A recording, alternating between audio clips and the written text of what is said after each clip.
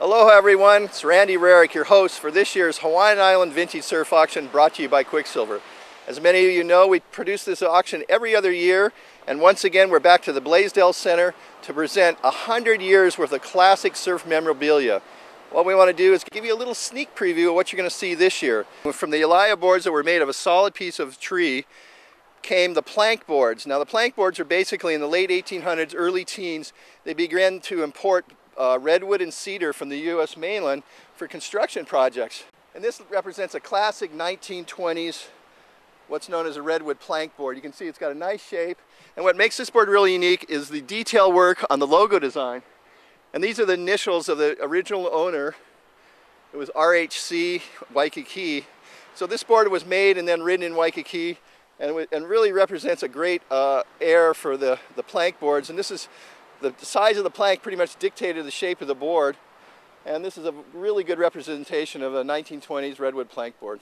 Well, moving on in our timeline of sort of the history of surfboards that will be presented at the Hawaiian Island Vintage Surf Auction, we've seen the turn of the century boards, the plank boards of the 20s. Now we're moving into the 30s. What made the 30s unique is they discovered waterproof glue. This allowed them to glue different types of wood together, and you can see here the different types of laminations. We got redwood pine, and that was usually the wood of choice. Also balsa wood was used, and they would glue it together, and the waterproof glue held it together.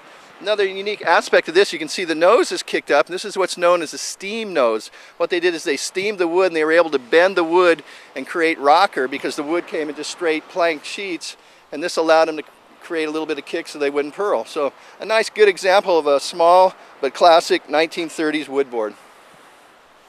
After World War II, the advent of resin and fiberglass changed everything. They finally figured out that you could cover the board, waterproof it, and with that they could go to lighter material. So in the early 50s, the wood of choice became balsa wood. Now balsa boards during the 50s became very prevalent. Everybody was making them. This is a classic example of a Hobie balsa.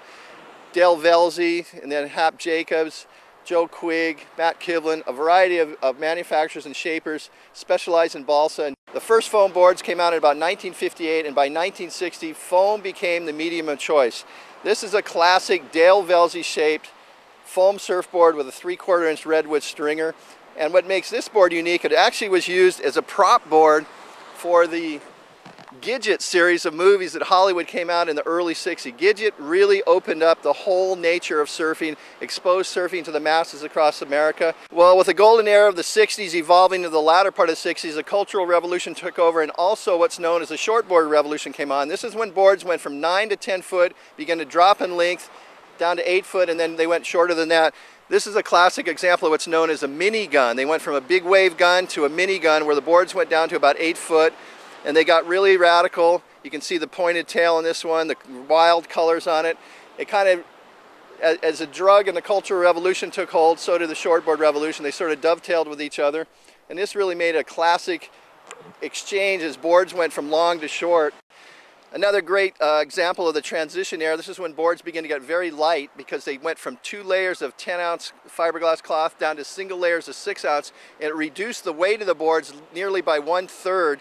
And this, in fact, this model is known as the Bing Surfboard Pintail Lightweight. They actually named it because of the lightness of the board. And Bing was one of the prolific manufacturers of the Air and sold literally thousands and thousands of surfboards.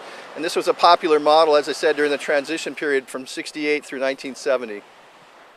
And you can see the beginning of the down rails where instead of the bottom be all rolled and soft, they begin to get figured out that if they put the rails down lower, they could get a lot of speed out of the board. So this is really a good transition board showing the changes in the style.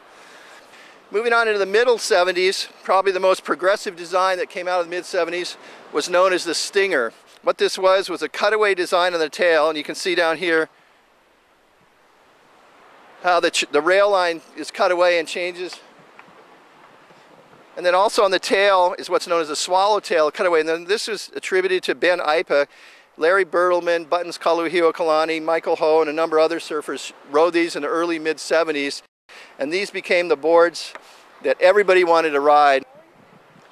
Well, probably no other label during the 70s represented the iconic Air than the Lightning Bolt. Lightning Bolt was the brand that Jerry Lopez pioneered, and nearly every good surfer throughout the 70s, mid-70s into the late 70s, even into the early 80s, wanted to ride for Lightning Bolt.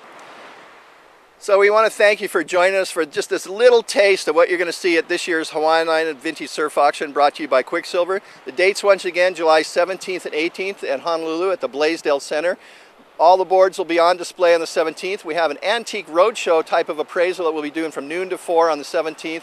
On the 18th, the actual auction takes place.